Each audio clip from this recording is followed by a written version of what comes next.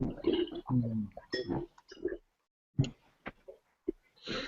everybody. So today we're going to talk about how to be a smart athlete, and we've got some awesome people on.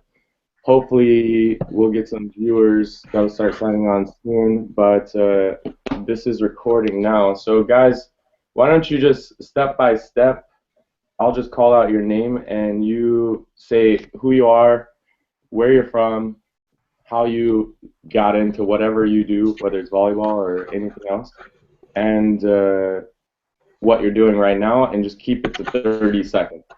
Does that sound good? All right. Anna, Serbia, you're first.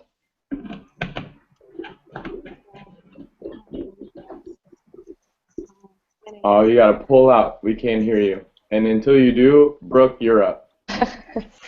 Okay. Hi, my name is Brooke Seaman. I'm playing in Denmark. Been in Copenhagen for 3 seasons now. Been playing abroad for 4 seasons. First year was in Switzerland. That's about it. Started super late, 11th grade, and have been climbing the ladder ever since. Awesome. Gabby? Hi, I'm Gabby from Bulgaria. I started playing volleyball because I grew up in a family of athletes. I've been pro for 10 years now, and this season I'm playing in Azerbaijan, Telekom Baku. Awesome. Greg? I'm Greg. I played at Lewis University from around Chicago, Illinois. I started playing volleyball because my brother played probably when I was 15 or 16.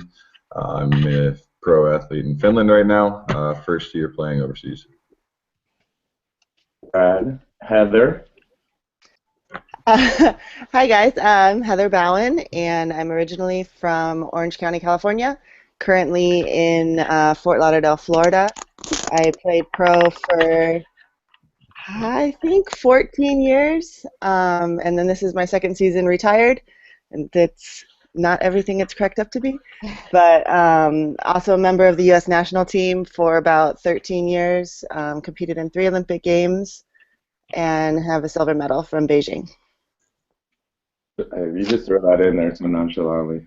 No, I didn't that. Justin? Hi, I'm Justin Duff. I'm from Winnipeg, Manitoba, Canada.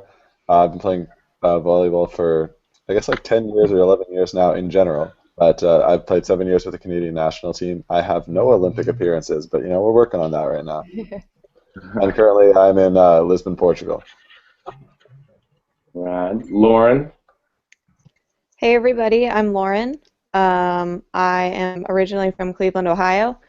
This is my first year playing pro in Azerbaijan as well. I played for Azeryol Baku. And overall, I've been playing volleyball since about 6th grade, so a while, but this is my first year pro. Right. And last but not least, Susan? Hi guys, so I feel like the total odd one out here. I played basketball. Started pretty late when I went to high school in the US. Did ballet for a long time before that, so I was a ballerina. Did beautiful layups. Anyways, so I was a bit of a different story. I was actually a local walk-on everywhere I went, so I went abroad for work or study, so did a lot of academic stuff, got work experience, but always played in a professional team, so it was a very different experience. So I hope I can add something to the plate here. And right now I'm self-employed. I have a business called Fit Across Cultures where I actually coach athletes that are going abroad. Cool. Right. So just so everyone knows, also Susan, I'm really honored that you're on this talk because we've been talking for I don't even know how long. We had this mutual friend in common that we didn't even know about. But who's Juana? No one's going to know her, but I'm going to give her some credit by saying her name. Susan actually has a book that's awesome. So we're going to post a link to that during the show. But basically, she gives advice to athletes on how to integrate into different cultures when you're playing abroad. And this is something that I think fits right into what we're going to talk about with how to be a smart athlete, right? So I look forward to hearing some great things from Susan, and then also Susan and I are going to be doing a conference on, what is it, the 28th of February? Yeah, 28th of February, Sunday. Okay, so we're going to be doing that. It's going to be a blab, and it's a new platform that's actually pretty rad. I've been checking it out on my phone, so we'll post a link after for that. It's something that everybody could sign up for. We're going to have a lot of things going on in that, and Susan, why don't you just for a minute talk about what we're going to be talking about for that day in this conference? Yeah, so I mean, we're still looking for speakers. So if any of you are interested to look up the topics, if you want to join on the speaker list. But basically, it's 8 hours. It's a full day online, so anyone from across the world can join. And we really want to dive into the topics that go beyond the athletic, right? So talking about finances, what to do off season, how to take your game international, what can you do when you transition out of the game, what about nutrition. So we have 8 very different topics. We're going to talk about each of them for an hour, and we're bringing in experts that are working with athletes, but we'd also love to have pro athletes on there to give like your story, right? It's going to be a great event, and it's something that I've really been looking forward to doing. And really, Susan is the huge like push behind it. So great to have you on. All right, so let's just start by saying, go through. Anybody can jump on this, but I've noticed something in my career, and that's that when I started playing volleyball, there was just like all these things I had to learn. I felt pretty overwhelmed. You know, you have to learn all these different skills. So for any sport, it's going to be the same, right? And somewhere along the way, I started realizing that, oh, I had to stretch, and oh, you know, nutrition played a part, and oh, sleep actually helps you perform better. And then started learning a little bit later, let's say 3-4 years into volleyball, there's actual tactics and reading the game and starting to understand these tendencies and statistics and blah, blah, blah. And then the whole time I had to balance volleyball and school. But for me, coming from America, it was pretty easy because it's just normal for us. But what I want to hear, and I'll just throw it over to you. Anna, is your mic on yet? Can you hear me now? It is. So speak again, see if you could talk louder, see if it'll come through. Okay, so Oh, it's really low. You're going to have to go into your settings and make sure you're on default microphone. It's a little gear at the top of your screen. But anyways, I'll ask this question. I'll just throw it out there, and you guys can jump on it, whoever wants to first. But what does it mean to you, just day to day, being a smart athlete? Like, how does doing whatever you do day to day tie into smart athlete? Anybody have any ideas on that? Any comments? I can chime in and say that time management is very, very important. Everyone's schedules are different when you're overseas. Some people have 2-3 trainings a day, or some people like me, we play in smaller leagues. We have jobs alongside playing. So time management is very important, and it's very easy to get caught up in the day-to-day mayhem of not just being able to focus on volleyball. So the sooner that you can get time management into practice, then you can really maximize the potential of the time that you do have to put towards your sport and your training, your nutrition, your sleep, all the benefits that will help you perform better on the court.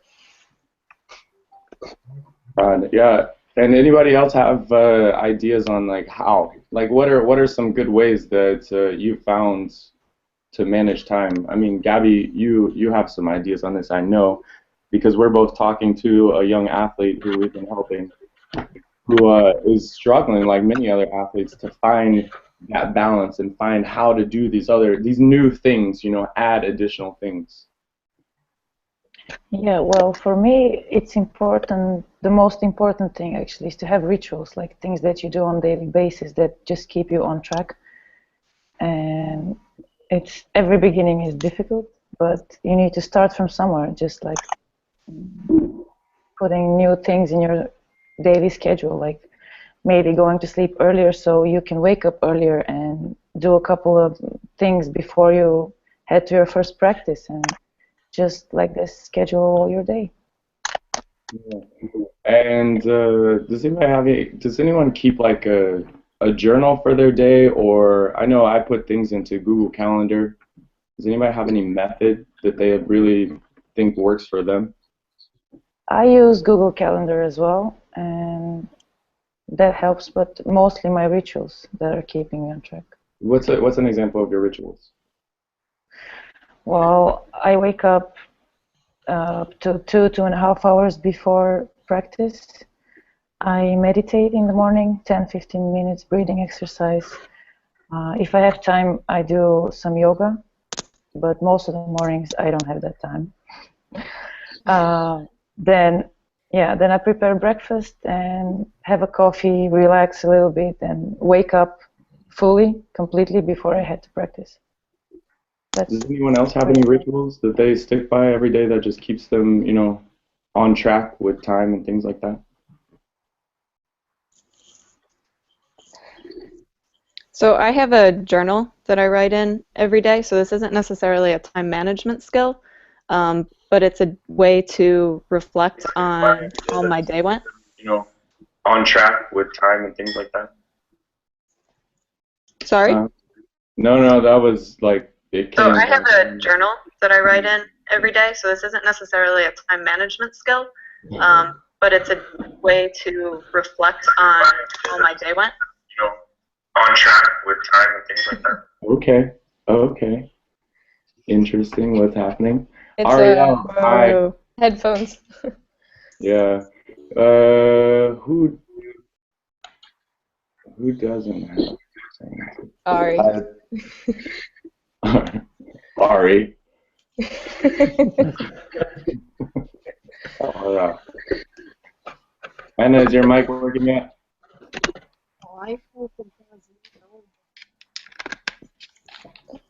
Oh, you might have to scream at that. It's really low. You might want to Google in Serbian, like, how to turn my mic volume up. No, really, you guys are laughing. I'm serious. It's like I Google everything.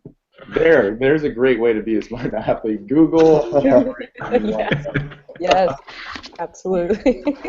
Jay Duff, what's some way that you would manage your time? How do you get pro, all these things that are going on? Well, honestly, I find myself with an abundance of time most days. As a pro athlete, or at least in my experience, there's been a lot of downtime, and I don't so much do like a management, but I have a few, I would say, rituals as well. Like normally you practice twice a day, so wake up, have a good breakfast. I find how important that is.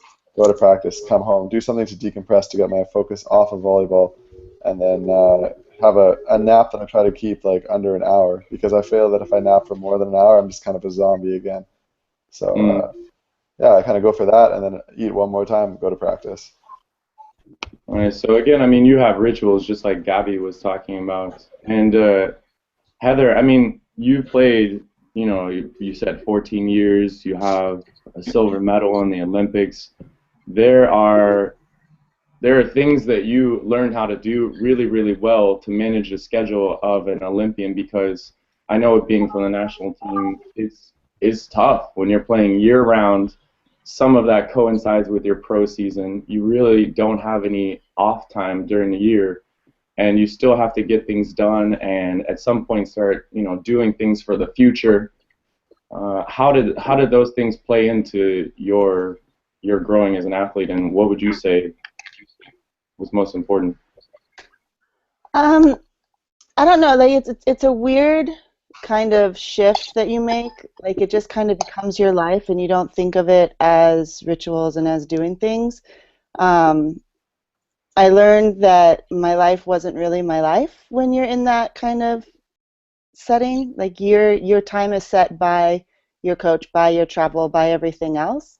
And that was I think one of the hardest things to make the shift back into non-athletic life was having that time and having to manage it yourself, because it is so structured for us. Like Justin said, like he has a lot of downtime depending on where you're at and like what time of the year. Yeah, like we have so much personal time, and that's where I think you get a lot of personal growth, because you have time to work on yourself and think about yourself. But when you're like with the national team, like we would go in the summer months and compete and travel and train, and you have your training blocks, and it's all pre-set up. Like you guys talk about using Google Calendar and all of that. Like everything's already set for us, and you know, like okay, Monday through Friday I'm doing this training, and then Saturday it's only one, and then Sunday I'm off, and then you get to the point where you choose what are your priorities in life, and that's the biggest thing. And I think a lot of people early on, like you, or at least I didn't, like understand how to break down those priorities and like what's really important and where do I want to invest my time. And as you play and as you get older, you realize like something that maybe was important to you earlier in your career, like maybe isn't, like the travel and the big trips, because you get home for 2 weeks a year you have off, and so you want to just like go big or go home and just like go and have so much fun with your friends and this and that. And then at least for me, like later on in my career, I realized that that really wasn't the best way to spend my time, and then I would invest it in myself more or in my family more, whether it's through education, whether it's through just being able to stay home and be with them, um, because that was really what was going to take me through the rest of my life. It wasn't going out and partying and doing all that kind of stuff, but just kind of being able to structure my life the way I wanted it after sports. Um, but I think the big thing is you have so much structure from the teams you're on. And you guys know, like even being pro, like your schedule is pretty much set and you have a couple hours a day that's yours. And you get to choose to do with that what you want. But for the rest of it, it's already structured for you. And I don't want to say it's like a 9 to 5 job, but because we have a lot more freedom than a lot of people sitting behind desks and that kind of thing. But at the same time, like we're still sort of restricted in a way, but it's not as, I don't want to say it's as bad, but it's not as bad as, you know, having to go 9 to 5 and sit inside a building and do all that. We get to travel the world, we get to see new things, meet great people, learn new languages. Like, I mean, it's probably one of the best educations I had on top of the traditional, you know, institutional education. Yeah. Thanks. And before we continue on, and I'd like to hear from Susan, especially because right now she's traveling the world for about, I don't know, half a year with her family. Time management skills come in very handy when you're doing that, because somehow she still manages to communicate with me and run this project and do these other things, blah, blah, blah. But before we get to that, we have Melina Terrell and Ariel Wilson on. Why don't you guys take a moment to introduce yourselves, who you are, where you're from, how you got into the sport, and where you are now, but in 30 seconds.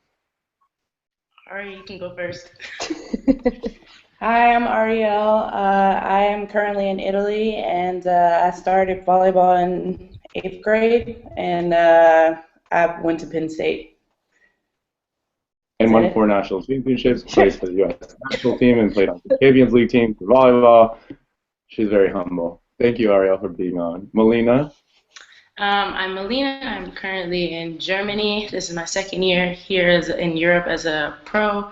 I contacted Ryan after my last collegiate season saying, put me somewhere, I want to continue my career and I don't want to stop. So, yeah, and he got me here to Germany. And I'm injured now, but it's okay. I have my head up, so yeah. We're gonna talk. Don't worry, sweetheart. Anna, it sounds like you got that mic working. It's not working? No, Anna. Oh. Is it working? Serbia.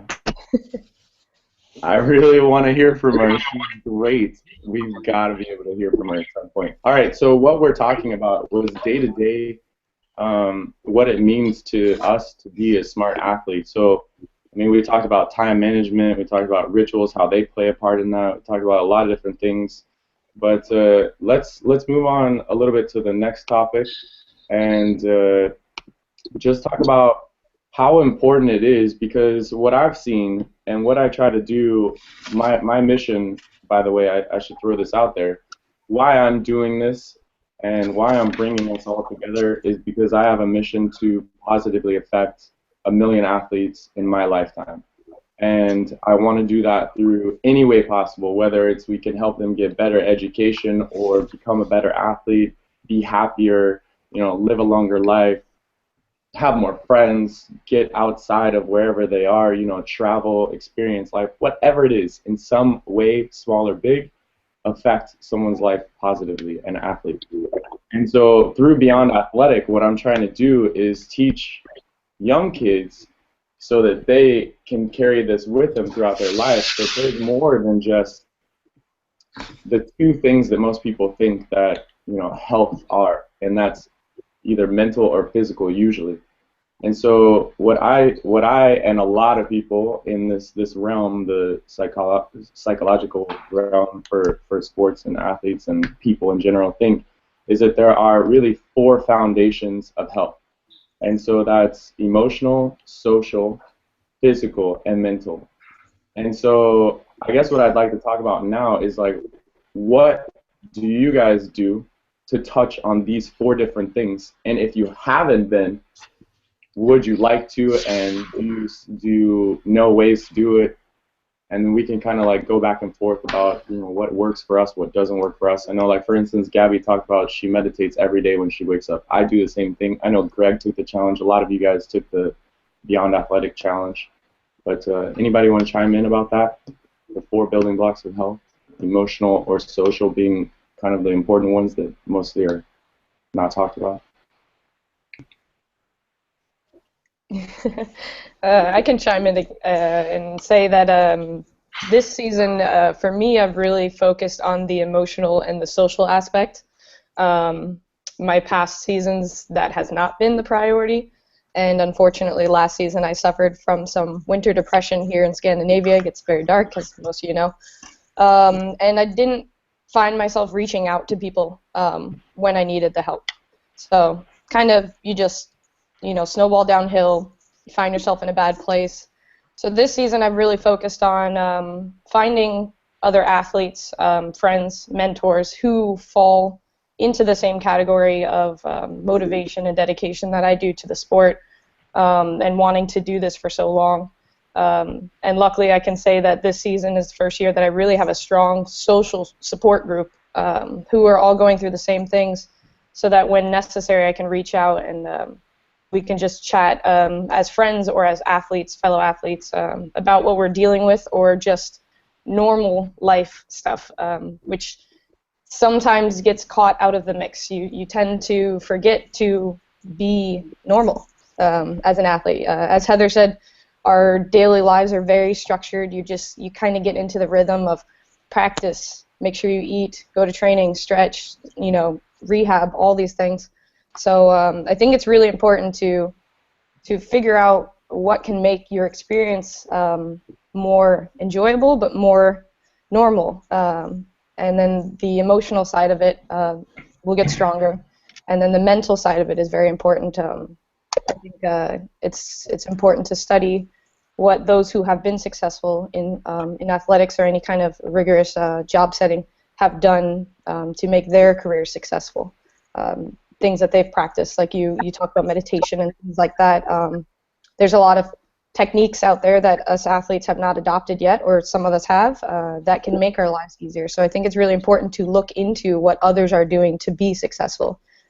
If you want to maintain, being positive and having a great experience, I think the biggest fear for some athletes is to end up leaving their sport because they don't like it anymore. And I think it would be a pity to go through such an amazing part of your life and end it on a bad note. So maintenance of emotional and mental is very important.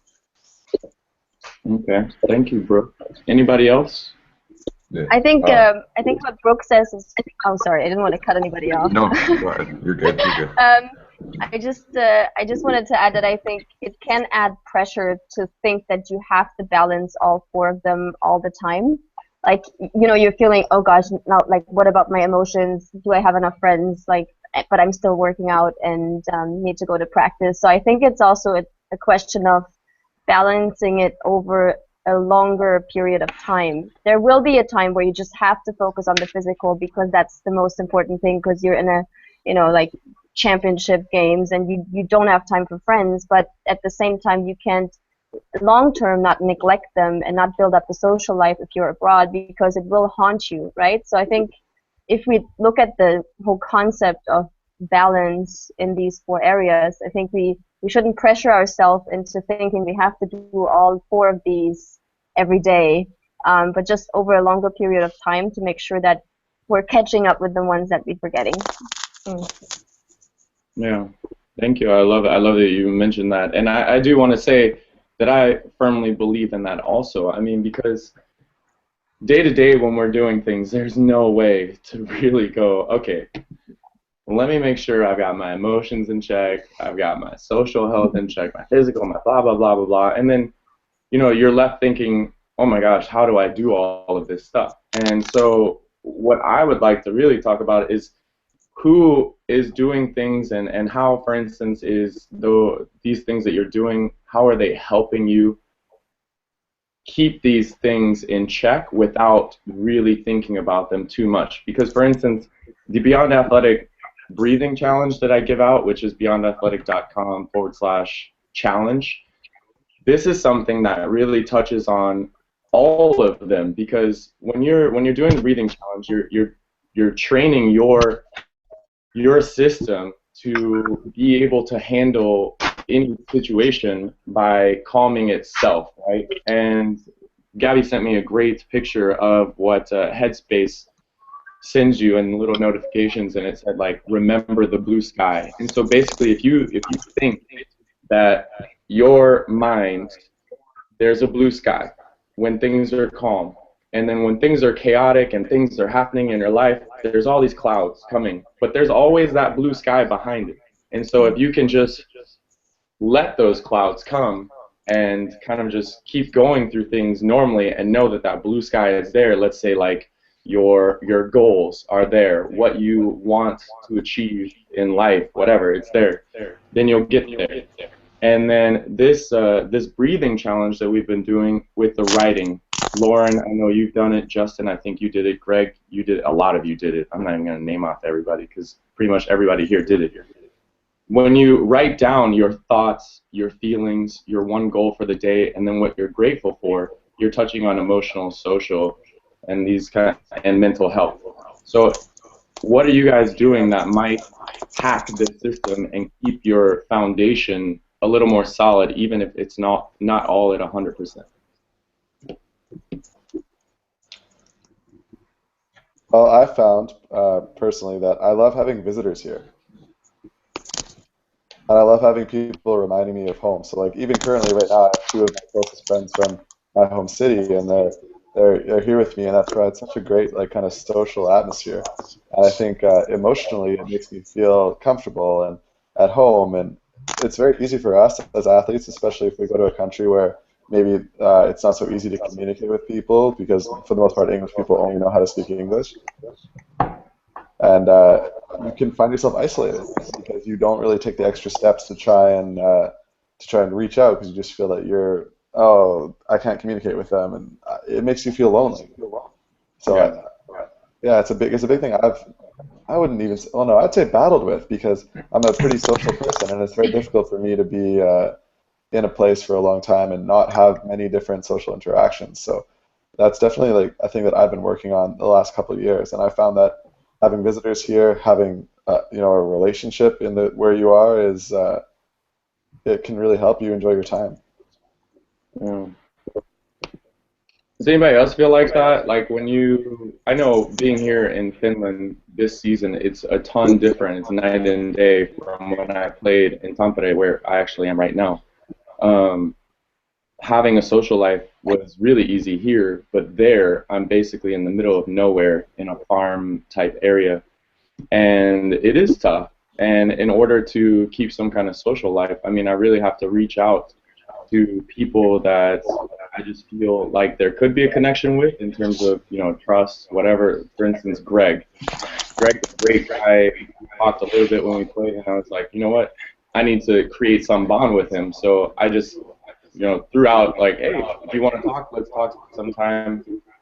When I noticed that things were going on and I had this challenge, I was like, hey, do the challenge. Maybe it'll, make it easier for you. Um, who has come across these challenges like socially, where you've had to build something out of nothing and you were kind of remote, because that happens as an athlete. You might be somewhere where there's not many people. So I currently play in Azerbaijan right now. And for those of you who don't know where that is, it's close to Russia and Iran. And pretty much no one speaks English here. And as Justin said, most English speakers don't really speak anything but English. So it's been kind of a roller coaster trying to figure out how to communicate with people, which has been really, really frustrating. Because even my teammates that do speak English, that are from Azerbaijan, it's all super broken. So it's never like I can have like an actual deep emotional conversation with them because we just can't communicate on that level.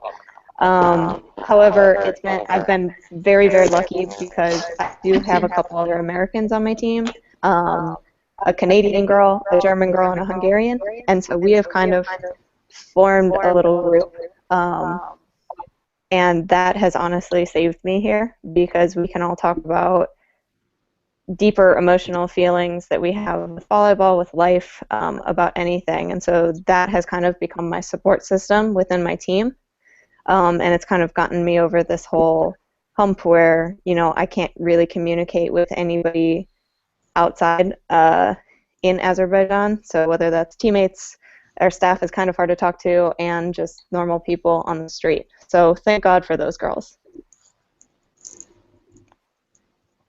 Yeah, I just want to chime in. Justin was talking about something, and it's like, and with the 4 pillars, if we want to call them, the, social, emotional, physical, mental. And I think with, like, the way that we are as athletes, they're all very interconnected, and I think just as human beings, we have this innate desire to have connection with people. And with another group that I work with, like mentoring smaller children or younger children, we talk a lot about community, membership, teamwork, like all of these kind of points, and how they all kind of are interconnected by the fact that we crave connection with other human beings. It doesn't have to be physical connection, but just like we're talking about here, like emotional connection, like Lauren, like you feel better with your English-speaking teammates because you have that deeper connection with them. And I think one thing that we all forget, and it's really apparent when you kind of step back out of the athletic kind of spotlight in that whole arena, and this is going back even to college, like there's so many people, like when you go into college and how terrified they are of being freshmen. But at least for those that attended university in America, like you go into school with an automatic 12, 14 friends, like so we have that buffer of connection with someone that maybe we don't think about, and that goes in all of your pro teams. Like, yeah, you maybe have 1 or 2 people, like knuckleheads on your team, you're just like, oh God, I can't be around them for more than the time in the gym. But then there's a solid group of people, whether it's like with Ryan and Greg, you guys are in the same league, but you're not on the same team, but yet you've made this connection and you've bonded and made a friendship. We have that access and that availability to us as athletes because we all are doing the same thing. We all understand on a deeper level what each one is going through, like mentally, physically, emotionally, socially. Like we're all looking for that same kind of connection. But it's just really interesting that I think, I was actually listening to a podcast the other day, and then this guy was talking about his life and change and how it's difficult, and pain drives change, and we are put into situations that maybe are uncomfortable, and we have to force ourselves to grow. And in that growth, you're meeting new people, you're having new experiences, and that's adding to your personal wealth. But the thing that was interesting to me is they were saying, like, mood follows action. So how you're feeling and what you're doing, like your emotion and your mental state or your physical state or your social state, like they're all gonna be kind of parts of each other. Like if you're meeting people, like Justin was saying, like he feels better, like he's happier, like you're more motivated to want to go out and do things. Like we've all had days where you're just like, I feel crummy and this relationship maybe isn't working, and you don't know that it's a direct reason why you're feeling crummy, but maybe you're just not clicking with your teammates like you were, like later in the season, or things get different or whatever it is, and you're like, my whole day, your whole perception and perspective of the day shifts to be kind of gray.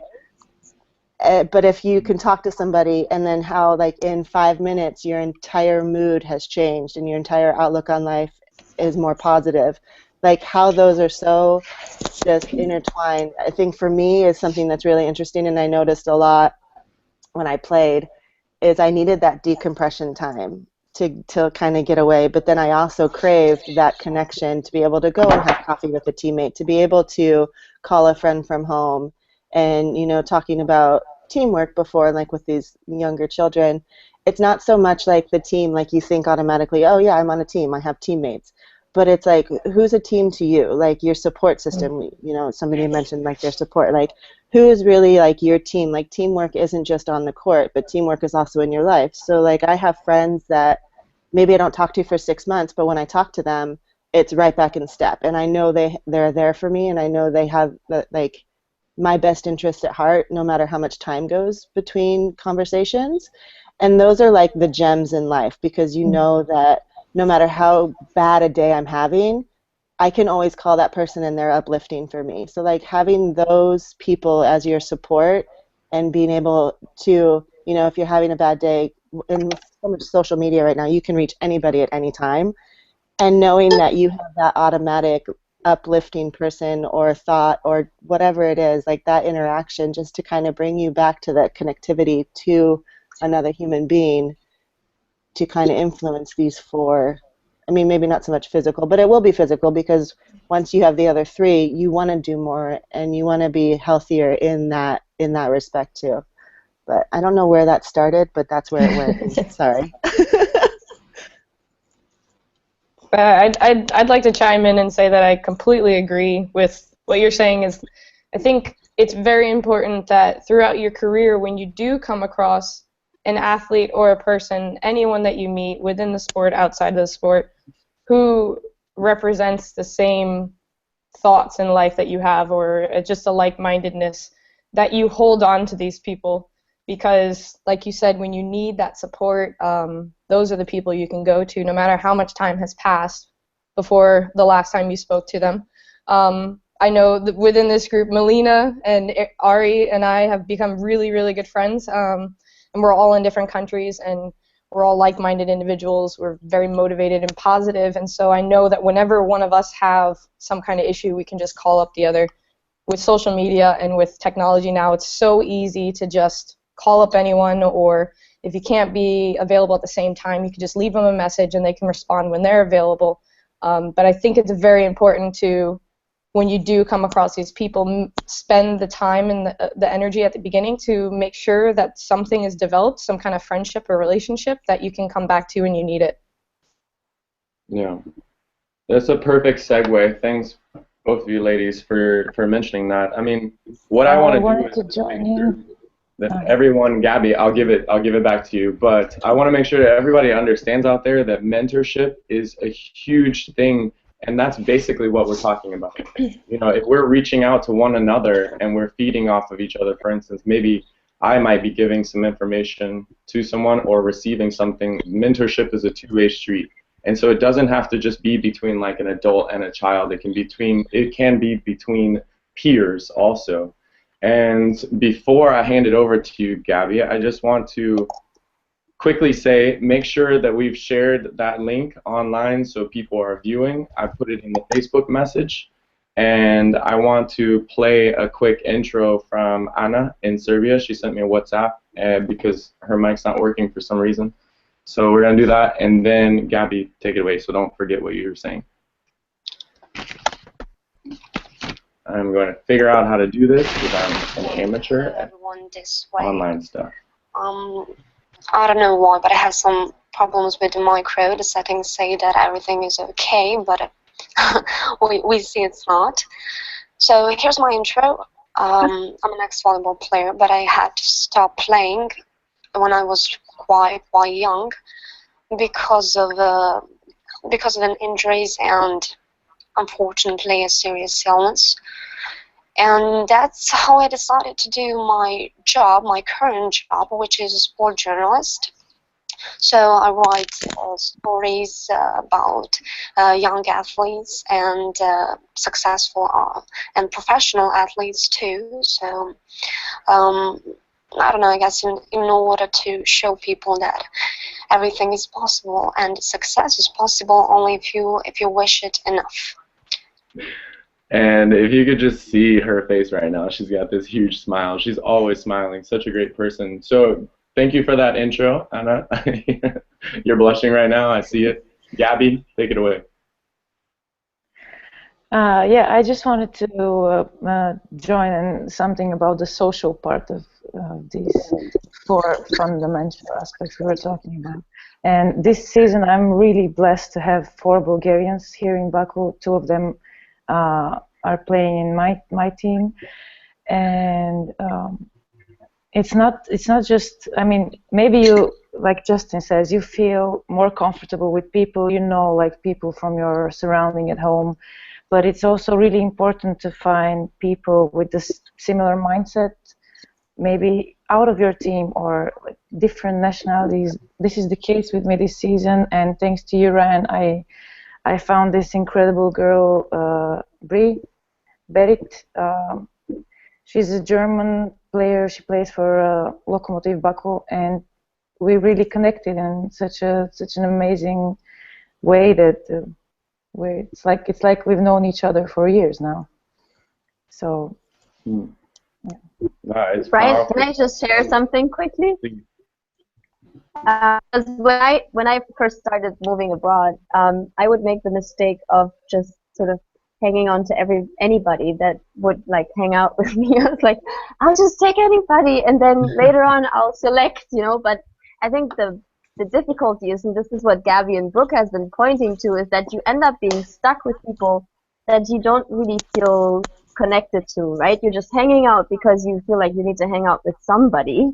You want to have a coffee, you want to have social life, but you're not really getting what you needing socially and emotionally from these people, right? So I think it's really important what Gabby's saying, that, you know, instead of doing like me, just like, yeah, I'll take you, you know, we'll be best friends. Maybe, yeah, be really open-minded in the beginning and just try different people, because you will hang out with people that maybe wouldn't have hung out in your hometown, right? Because there is less selection. But I think you have to weed them out quickly and then go for the ones that are really similar, or like they understand you and they get where you're coming from, because that's what's gonna make you feel healthier mentally and emotionally. Oh, sorry, can I just touch on that? Please. Yeah, I've always been a really big believer that friendships are more circumstantial than selective. And I've met a lot of different people who, you know, disagree with that or agree with it, because I really enjoy meeting people that are dramatically different than I am. And I mean, not in the sense that I want to meet people that do drugs and do bad things, but in the sense that I find a lot of people see the world in a different way. And for me, you know, it's almost challenging, but I think you can grow a lot and you can learn a lot. So like, I have a couple of friends that when I like list things about them, they're not even close to who I am, but it's still interesting, and I think it's still valuable to have these people around sometimes. Totally. I think, I mean, that's the beauty of going abroad, right? That you meet people with a very different perspective on life. I just think for the sake of your comfort, you need to have at least 1 or 2 people that make you just immediately comfortable, and then once you've established that comfort, you can reach out and, you know, as you said, circumstantially. I mean, I've had roommates I would probably never talk to if I met them on the streets, but they become my best friends because you just hang out with them all the time, right? Yeah. Yeah. I want to throw something in there. It's something that I always hear on podcasts, on a particular podcast that I love to hear all the time. I'm talking in circles right now. I can't think of the name of it. That's why I'm talking in circles. But it mentions that basically the 5 people you associate most with. So in terms of seeing on a day-to-day basis, communicating with, interacting with, these people that you spend the most time with are going to contribute the most to your life in terms of your happiness, your success, all of these things. And so what Susan said, I think, is just so important, that we make sure that we do weed out these people that don't fit the bill. Basically, they're not aligned with where we want to go, or where we are at that moment. That we're always striving to keep this quality, this standard in our lives. And this is something that I really was struggling to help people see when I was in Serbia. And Anna, if you have something to say about this, I would love to hear it. You can send me another WhatsApp voice message. But basically, the young people in Eastern Europe that are watching this or that will watch it, I just want to say to you that you can step outside of your own world, and this is anybody who's in circumstances that are not optimal. You can step outside of your situation by reaching out to people who are of a standard that you believe that you want to be or that you are, in terms of character, morals, all of these things, success, however you define it.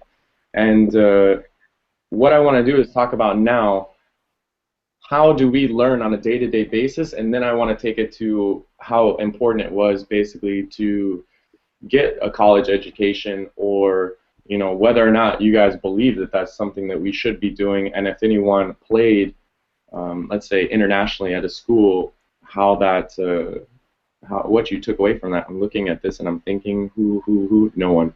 None one of you did. You're all either Americans and played in America, or you're Canadian. So podcasts. Does anyone out there listen to podcasts, and how do you feel that that helps you keep yourself educated, or whatever? What does it give to you? I'll actually start on this one because I know, Ryan, you actually sent me the one that you did with Heather a while ago, and I was listening to that one, and it's really helped me. Well, that one, and then my coach actually sent me one with Karch that he had done. And just listening to those two, I've almost listened to those two at least probably 2 or 3 times each already. And just listening to those two, it really gets you kind of thinking about a lot of other things that are just beyond volleyball, or just beyond like what you're doing in the sport, because it's really about what you do off the court too that will help you succeed on the court. The huge thing that you and Heather talked about was a huge mental part, and that's one of the things that I've been working on a lot, as you know, because I did the meditation in the morning is what I'm trying to work on, and that's always been kind of my big downfall, because I'm my own biggest critic. So trying to work through that and just getting the ideas from other people, because if you talk to other people about anything, any like outside source you can get to try and figure out how you can change something is always really helpful. And that's been really helpful for me personally, to try and just get other ways to do things from what I've been doing already. I can say something about podcasts.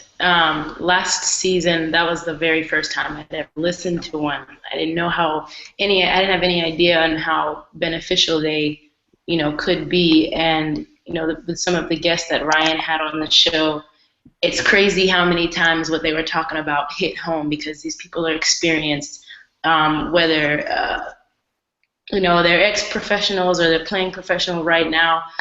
For me, going through my first year, being away from home, like everything just made sense, and I was just like, wow, there are people out there that have been through, that have gone through those steps. They had to earn their stripes. They had to go and be a rookie and know what it's like to adapt to new culture, adapt to a new team, adapt to a new style of play, coaching, and all these things.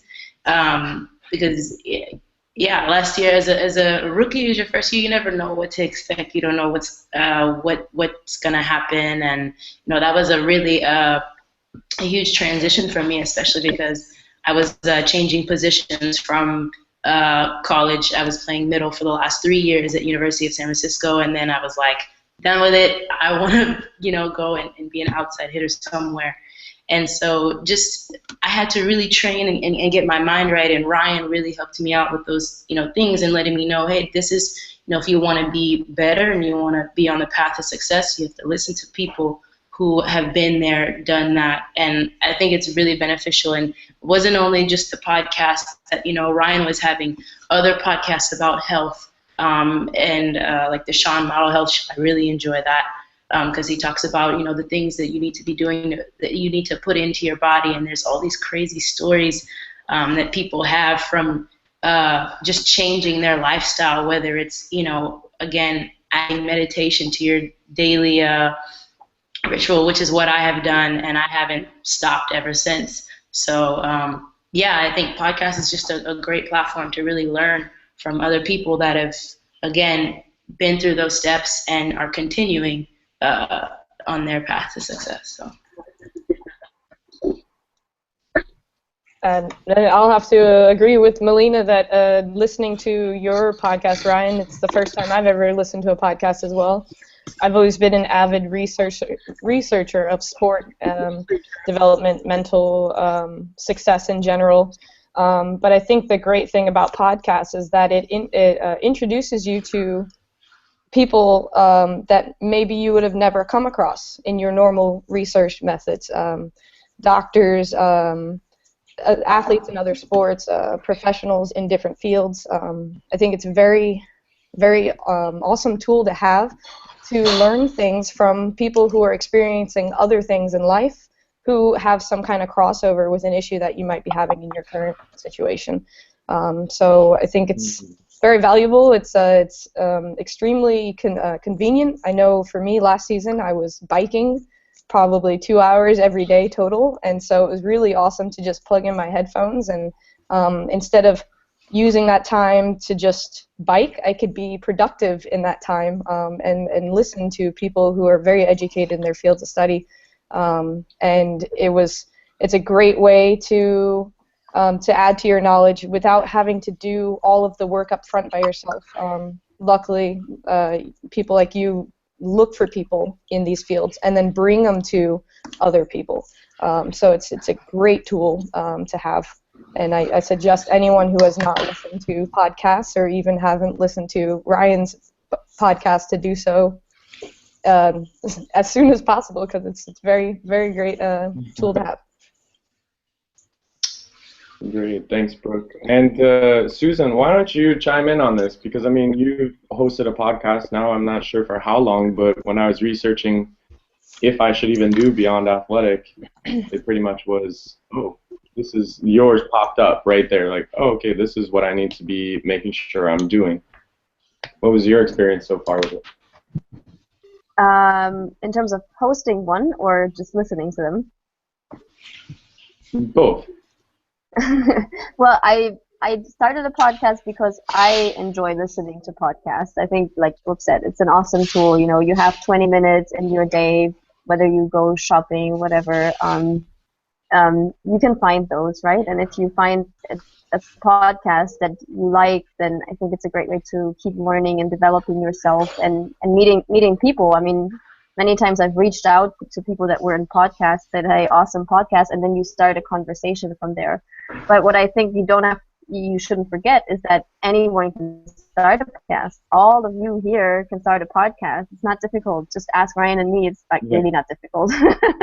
And well, no, the cool thing about it is if you think from an athlete perspective, first of all, you're obviously sharing your story. You're sharing, you know, your path. You can do interviews. You can tell your own story, just like tidbits of your experiences. People are craving to hear from other athletes across the world. And it's a great marketing tool. And at the same time, it's something that you will have after your career. So, I mean, going back to thinking, you know, being a smart athlete and really thinking long term, I think it makes a lot of sense to look into these different marketing strategies on how to maybe build a brand or, I mean, I can tell you for myself, I hosted a podcast for a year, and one of the best things that came out of it was that I got to talk to amazing people, and I'm still in touch with most of them, and I'm able to partner with them and collaborate with them and build new opportunities for myself. So it wasn't actually even just, providing a lot of content, but there was a double win, essentially.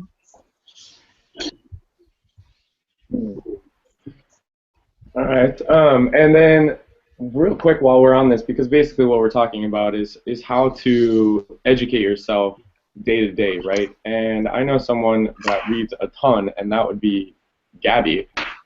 How do you feel? How do you balance out what you're reading between something that might be educational in terms of learning new skills or whatever, and I guess novels can be educational, right? But what role does reading play for you on a day-to-day basis?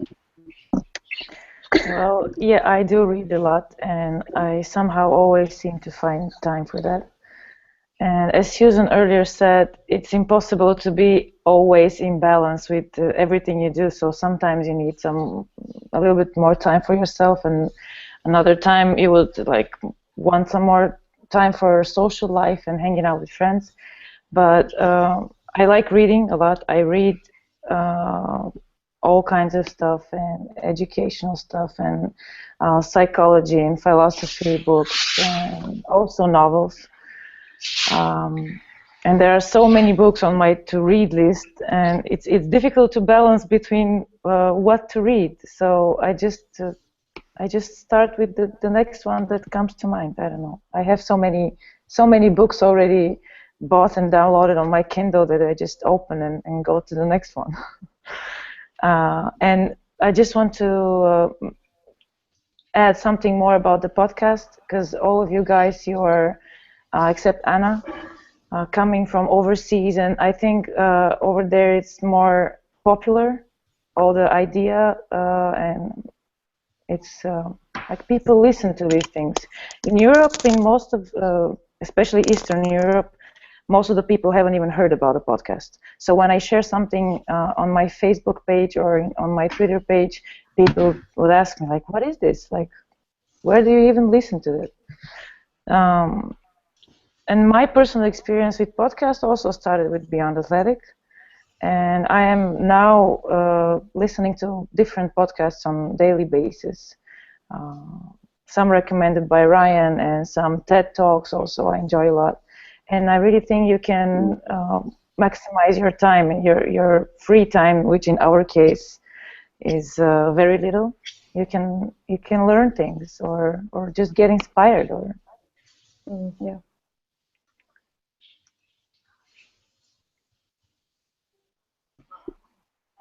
Hey, sorry, I was trying to listen to a message from Anna. Yeah, thanks for mentioning that. Listen, so what I want to do now is talk about, because this is to talk about all the general ways that we can up our IQ in life. But what I really want to talk about now is how important, and go through just a few questions that Anna had about school and how important it is to get that education, et cetera, et cetera. So I'm just going to throw out her question. The first question, is it for pro athletes, and let's say in Europe, if anyone wants to chime in, how important is it for athletes to go through the college league? So any college players, NCAA or Justin? Yeah, I think it was, in Canada it's a necessity because we don't have such a strong volleyball presence internationally. It's something that we've definitely been working on. But if you want to continue to play past high school, you need to play university. And for me, I came from a lower income kind of background, with a single mother with 3 kids, and the university was something I thought about, but I never considered seriously until I was given the opportunity with volleyball. And I think it was such an invaluable experience because not only did I get the chance to play volleyball and to meet a lot of people and to travel to Canada, which is a great, big, beautiful country, but I was also able to change my expectations of myself in life, and I met so many people that had come from different backgrounds or like had these goals, like really strong, ambitious goals, and just being exposed to that as opposed to like, okay, you're gonna try and graduate and then you're gonna get some kind of 9 to 5, job, and like that's all you can ever expect out of life. And coming overseas could like further amplify that, where I saw that wow, there are so many different ways that people are affecting the world and that they're making a living, and why would I settle for just the bare minimum of what is expected of me? Like we're all intelligent human beings, and our potential is so it's like scary, amazing. So I think the education continues now, and regardless of what kind of degree you end up with, or I think just being around a lot of those other people that have these different ambitions and goals, it influences you a lot. Yeah, playing it, for me, it taught me a lot just about, time management and responsibility, when it comes to, getting your proper rest and, studying. And I'm not gonna lie, I struggled.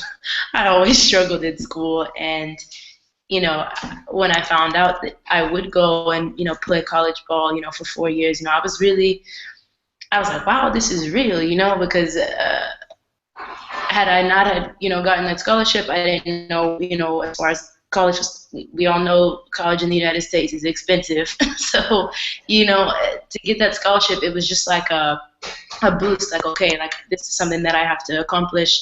And it wasn't until I want to say my second year that I even thought about maybe possibly going and playing professional and playing overseas, because I had taken a team trip to Europe, and I was just like, so this is what I could do? Like I could be in Europe somewhere in a completely other side of the world and do what I love to do. And for me, like I was able to find that out, through playing. I had coaches. My coaches were from Israel, so they came and they also brought Europeans to our team, and so I learned a lot about the professional lifestyle from them too, from teammates from Slovenia, Croatia, Germany, and they taught me about the difference between college ball and professional volleyball. And I came to Denmark and I was like, wow, I have so much time on my hands. I don't have to study or do all of this, but I'm still so happy that I have that college education, because I had some challenging years, but I got through it, and I can. Like no one can take that away from me. No one can take that, effort away from, I, went through, injuries and mental situations, all those 4 years in college, but I was able to finish, especially because, again, academics wasn't always a strong point for me, but I finished strong. And, I had goals as far as, academic goals that I reached. And, that was just, for me, like, that was really important to say, like, okay, like, I am going to be a professional volleyball player, but I also went through 4 years of collegiate, and I have a degree. And it's just, there's no better feeling than that for me. So that's what that gives me. Yeah, and I'd like to chime in, because I feel my start wasn't very traditional. A lot of people planned for years to maybe play overseas, and so in the States, as mentioned, it's a necessity for us to play collegiate volleyball if we want to go overseas, because we don't have a pro league of our own. So we have to get the experience at that level to move forward. And for me, I was very much prepared to join the military. I'm an Army brat, so I prepared all of high school to join the military and started playing volleyball in 11th grade, and then decided that I loved the sport so much that I wanted to continue at the next level. Same thing, a low-income family, one of 5 kids. The only way I was going to do it is if I got a scholarship. So I had 2 years to work as hard as possible. Was lucky enough to get a scholarship to go to school at a very small Division II in North Carolina. And I think for me, I really focused on going to school out of state, because my ultimate goal was to go abroad and play professionally. So to go to school out of state was my preparation for living abroad. I think for me it was very much a test of being away from home. A lot of people have the luxury of knowing people when they go to school. I didn't know one single soul when I moved to North Carolina from Florida. So for me, it was a great lesson on how to be taken away from your comfort zone and learn how to deal with a new environment, a new culture. I was in the mountains in North Carolina. It's very different. And also, too, with being a collegiate athlete in the States, it's a little bit different than it is in Europe. The biggest thing I hear from my young teammates who decide to play in the States who are European is that it's very challenging. As a student athlete, volleyball or your sport of choice becomes your job, pretty much. You have to learn how to balance your school, your education, and your athletic training.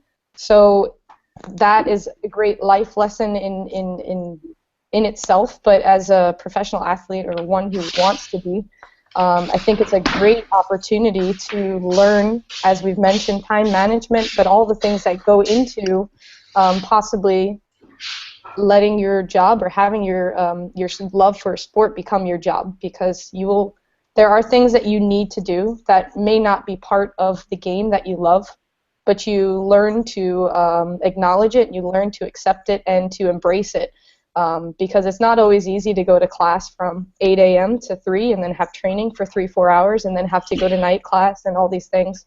So I think the biggest thing I got out of college was being removed from my culture and my comfort zone, but mainly learning how to deal with the fact that volleyball had become my job.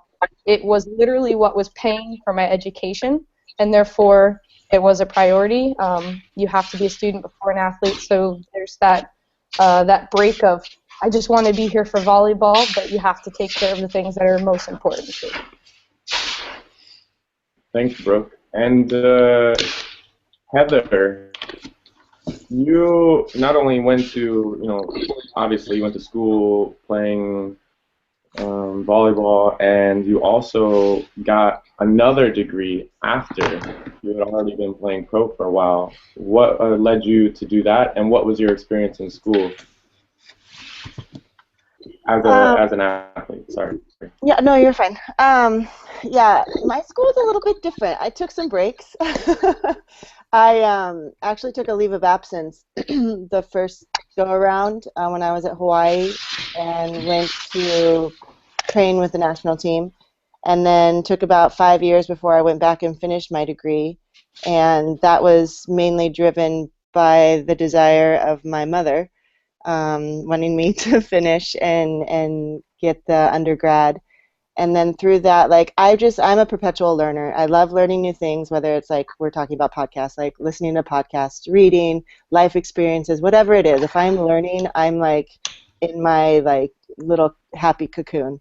And so an opportunity was presented through the national team with being able to continue training or playing overseas and further my education with an MBA.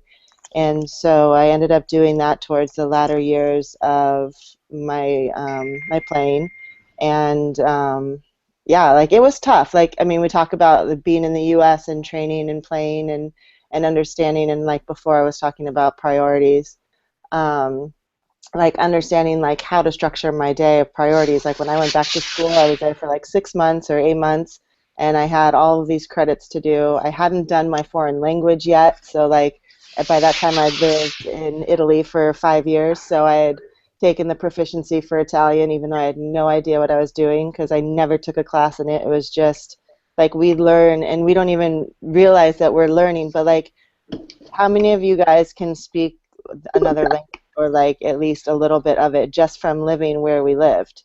That's education you don't get in school. Well, I mean, you'll get it, but it's it blew my mind, because when I went back and talking with my professor, there was so many of the students, because of the structure of the way they teach, they couldn't hold a conversation in the language. And it blew me away, because I'm I can't write this stuff, but I could talk to anybody all day long. And that's the education that we get just from being athletes, which, I mean, we're not paying for that, we're having fun, but yet it's something that a lot of people aren't bilingual or polylingual. They can speak English and that's it. And they struggle with learning. that. So I thought that was something that was really cool for me, like learning on top of everything else of the traditional institutional learning that we get to have. And that's probably, you know, for me, like I talked about before, like being able to travel and learning and seeing things. I mean, although I was fortunate enough to go to college and have a scholarship and continue my education with, you know, a master's degree, the education and the learning that I got from living in Italy, living in Russia, living in Turkey, like those are the experiences that I think make me better and prepare me best for life after sports. And yeah, that's it. Can I touch on a little bit of the language stuff? Yeah. Yeah. Yeah, so I mean, in my spare time, I really like to try and learn different languages, and I've never been more frustrated in my life than when I was trying to learn Polish. Because I was in Indonesia with Ryan, and their language is so simple in Indonesia, and after 3 months I could like talk to people and like, okay, cool, I get around. And in Polish, after 3 months, I knew nothing. I could barely count because it's part of the education, like Heather was saying. It really works on your brain, and I had to decide, okay, like, am I talking to a male or a female or an inanimate object, or like, is it a person I respect? And there's so many different things that go into it, and just hearing people speak, I had no idea what they were talking about for a long time. But it's fun to preoccupy yourself with that, and I think you do learn and you grow and you get a really valuable experience out of it. Yeah, did you notice how tired you would get, Justin, like when you're learning the language compared to when you're not and you're just playing? That's one thing, like my first couple of years overseas, like I was like, why am I so tired all the time?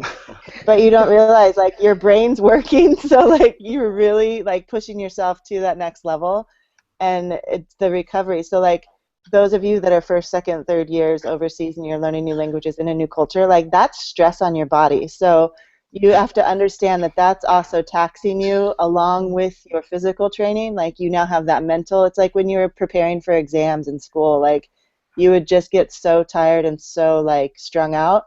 That is the same thing when you're learning the new language, you're learning the new cultures, you're learning a new way to live. And I think like not forgetting that and understanding, like when we were talking about the pillars before, like the physical of it and the emotional, because you'll get cranky. Like I would get cranky.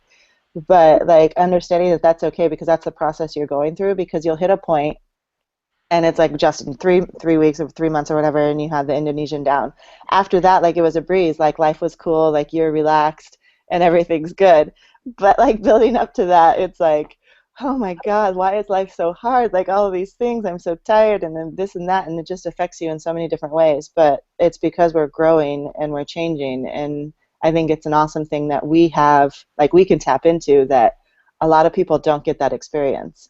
And people are actually paying us to do that. Like you're still getting paid to learn and further your life and further like all of the joys that you have while doing something that you love. I don't think there's anything better, you know, than that as far as like a career and a life, like all-encompassing action.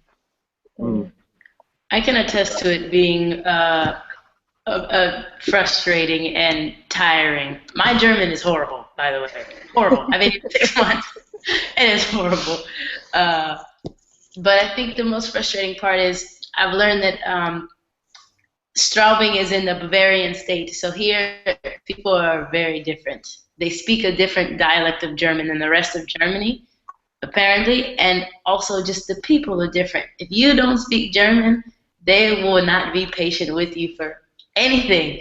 I'll never forget the time when I went to order. I was at the deli, just wanted a piece of steak, just one piece of steak, and she was getting so frustrated because I wanted her. They didn't have any ground. They didn't have any ground beef, but they had steak to go and make it in the back, and that's what I wanted. And I was trying to communicate that with her, and she, like, and it's so frustrating because I'm like, look, I know I'm in your country. I know I need to adapt to you. You don't need to adapt to me, but ease up a little bit, please. Like, and they're not open. They're not open like that. And you know, it's been difficult here, especially with, you know, this whole refugee situation. They're not really comfortable with people that are different here, especially not in Bavaria. They like their traditional. They don't really like too much change. So I think that's also been a bit of a struggle for me as well, as being able to commute with people, whether if it's at a store, if I need help with something, and I'm like, dang it, okay, you need to get on your German. But some people just, especially the older generation, the people who know zero English whatsoever, it's tough, and they get into their little moods and like.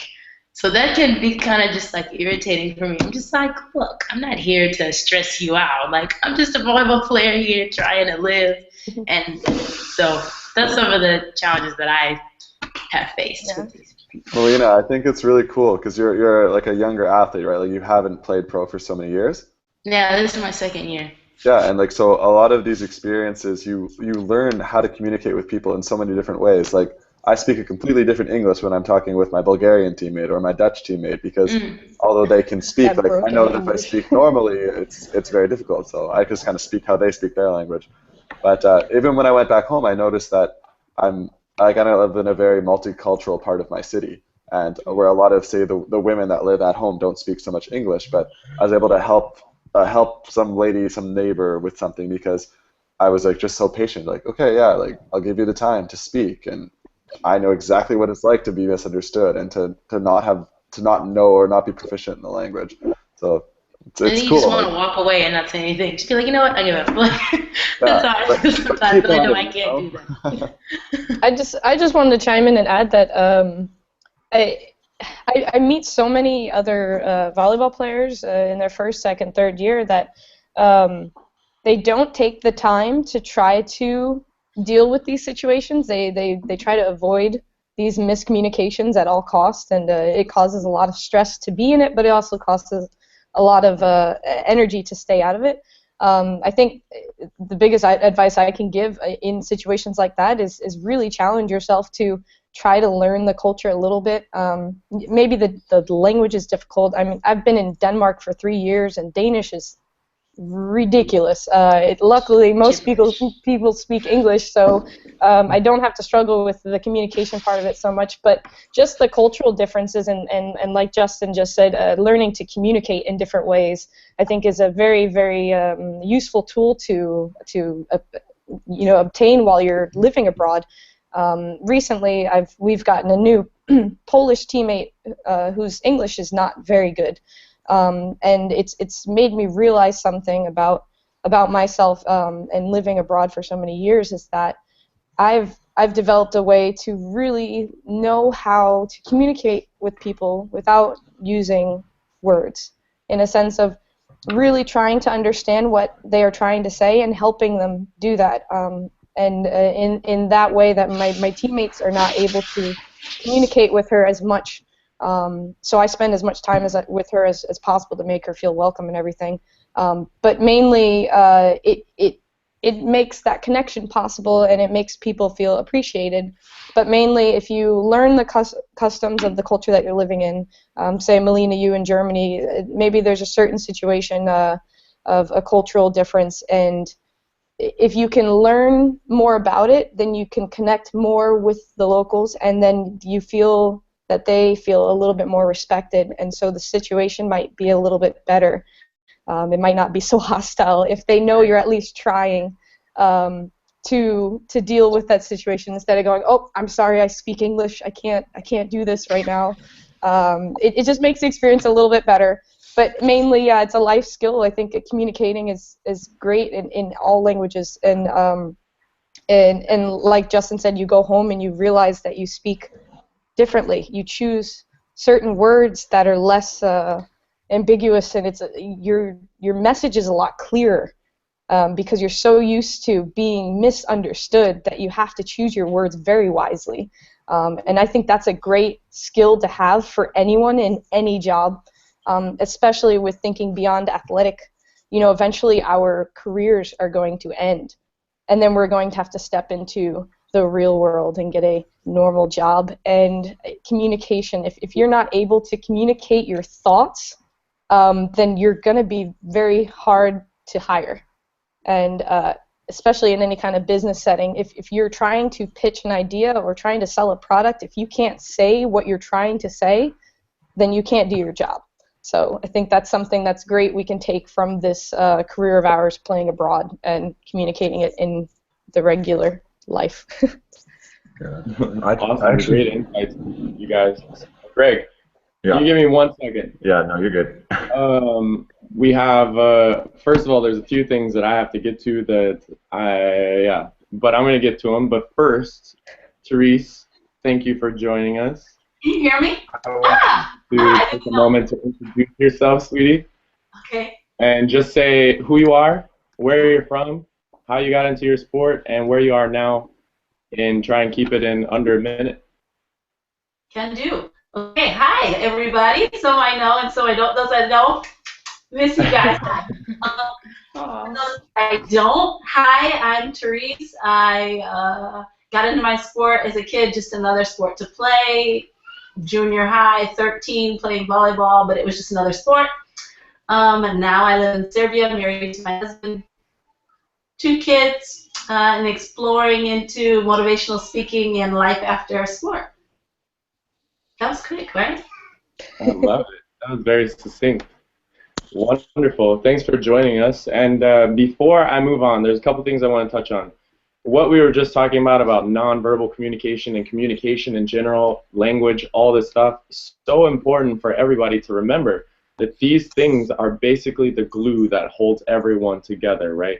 And if you can't communicate on a basic level, such as like this nonverbal communication that Brooke was talking about, you are going to run into problems. And if you want to alleviate those problems, or maybe like, just never ever have them, you really got to work at trying to look deeper than just the surface when communicating with people. And what we do, this traveling, this living abroad, this constant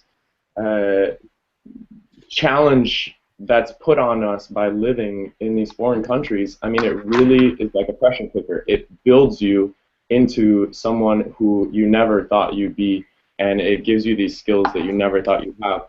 One app that I want to point out before I play this voicemail from Anna is, if I go to my language, come on, Ryan, find it.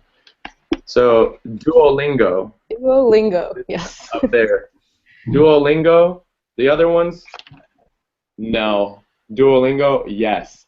Duolingo is fantastic because basically you can go in there and learn any language from scratch. Well, not any language. That was a lie. Sorry, Duolingo. Don't sue me. But you can learn a lot of languages on there.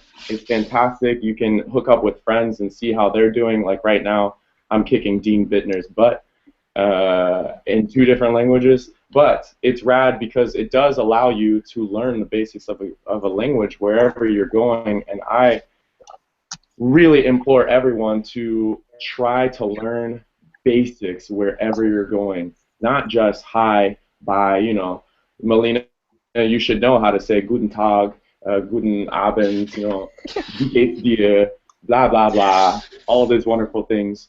We should know how to say these basic things so that we can make that first part of meeting people a little softer and easier. So that was that. And then I wanted to just point out these apps on learning that I keep on my phone. Can you guys see it?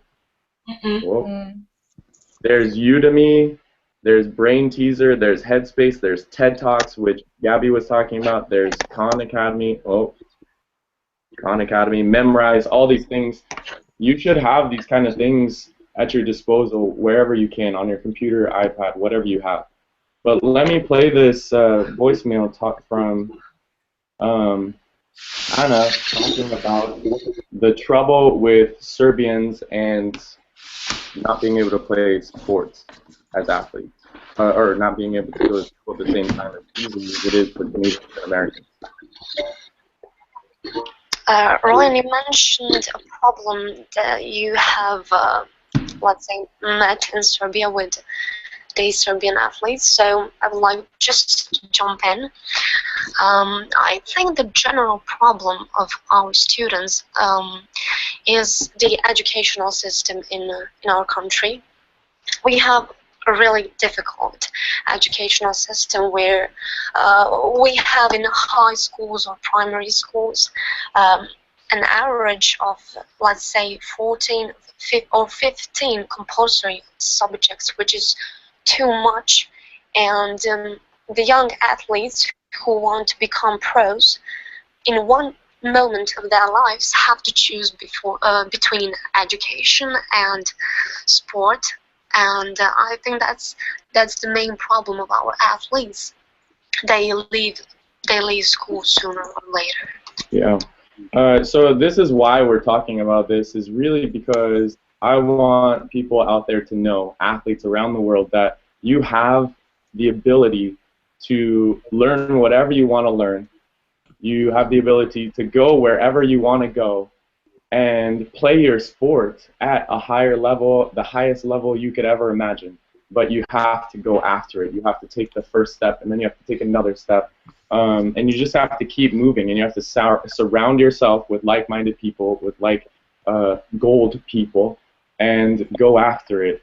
So what I want to just go to right now, before we continue, Therese, why don't you talk about, really quick, the importance that your education played for you now in your life as you have moved into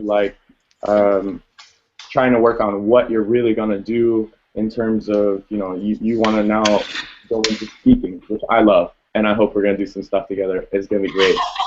You're the kind of person. So, but, going from professional athlete to living abroad, married to a foreign man, having babies, being a mom, and now really saying, okay, I want to take it to this next level. How did your education play a role in that now? So first of all, I am not like Heather. That is a person that I love learning, but I don't love learning in school. So academically, I went to Hawaii, first of all, because it was a new culture. I loved culture.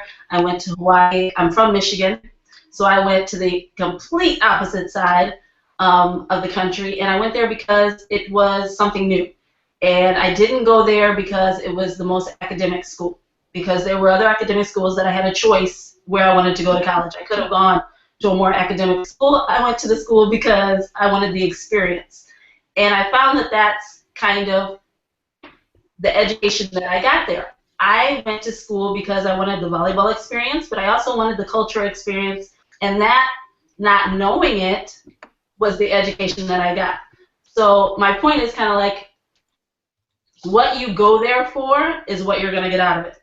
If you're going to school for a certain degree, if you have a plan or something that you want to do, let's say it was business. For me, I thought I was going to go into marketing business, but really I was going for volleyball. What I went there for, that's the education that I got. I got a great education in multicultural communication. I got an excellent education in dealing with pressures of preparing me for being a pro athlete, because in Hawaii, as a university athlete, there are no other pro sports on the island at the time when I was going. So the university athletes were treated like pro athletes. You were on the TV every game. You sold out to 10,000 people in your crowd. You were a professional athlete. The pressure was on you like you were a professional athlete. So I got that education. Of course, I went to school. Of course, I had to keep my grades up in order to be able to play and to be able to do what I wanted to do. But the education that I got was not just in the books. That wasn't the education that I really took and that is really serving me today. The education that's serving me today is the education that I went there, which was how to communicate with people, how to deal with people from a different nationality, how to work with people that you don't necessarily respect, coaches, how to learn from mistakes, how to burn bridges and then have to go and suck it up and turn around and say, sorry, I messed up.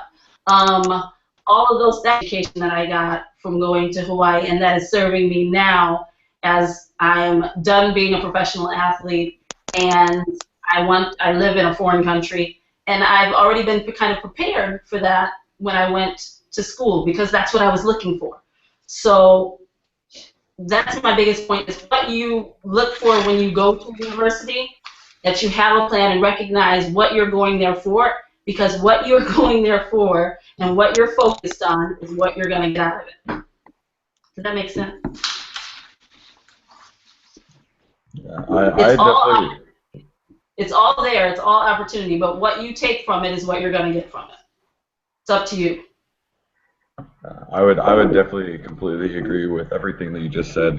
When I was going into school, I mean, I knew that I wanted to play volleyball, and I knew I went in to get a physics degree actually, but I didn't really know how I wanted to do it. So I kind of just went in as like open-minded, trying to see what was going to happen with it. And I feel like that's the way that I've kind of viewed this professional thing too, because if you just go in with an open mind, you don't really know what's going to happen. At any point, you might get hurt or something like that, or you might make new friends that you wouldn't have really expected. So it's been really kind of a big thing for me to just go into things like with an open mind. So like even some of my professors that I had from school, like I'm still really good friends with them. There's a 70-year-old professor that I had that I went golfing with this past summer. Like he's a guy that I talk to all the time. I send him messages every once in a while. I'm actually going to probably try and Skype him sometime later this week.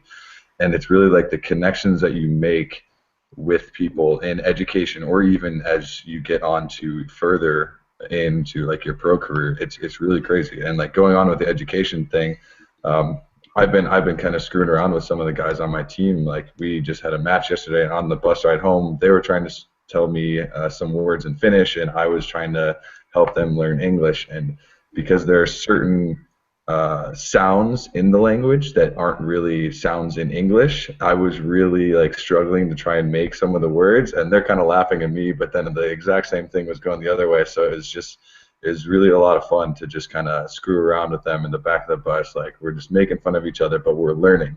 And it's really, if you make it like a fun experience, if you have people around you that you enjoy being around, and if you make it into a really like fun thing, you can learn and pretty much do whatever you want to. And that's one of the things that I've learned just through school, through professors, through friends. It's helped me out a lot. I would like to say something in regards to what Teresa said, and then what Greg said. I really agree with all of it, because I never intended to go to college and to get out what I got out from it. I came from a city, and it was a city where your surroundings kind of can either take you in, or they can kind of push you away from it. And for me, I wanted to do everything the opposite of what I saw. Coming from Maywood, it's not really known for much but basketball. Players like Doc Rivers came from there, Michael Finley, Shannon Brown, and so they all like are big time in the NBA. And for us who play volleyball, we have to make a way somehow. So I was the first from my high school to come from Maywood and to go somewhere professional and play. And being from Maywood, a lot of kids don't think, oh, let's go to college, you know, like. When somebody asked me about college, I was like, I think I'll go to the community college up the street. And they were looking at me like, are you crazy? Like, you have so much potential, you know? And for me, I don't know where my mindset was. And to even have went to Penn State was like a big deal, you know? And at the time, I didn't think it was. Like, I had called Purdue, and I was looking at Purdue, and I was like so set on going there, and to get my heart crushed about like they picked another girl over me, I was like, wow. And then to go to Penn State and make a story at Penn State was, for me, phenomenal, because I went solely because I loved playing volleyball. Like I knew I wanted to get an education, but I went just to play and have fun. And then when I found out that it was just a little bit more to it, like my coach would be like, do you know what's going on? And I'm like, I have no clue what's going on. Like, I just know I want to play volleyball.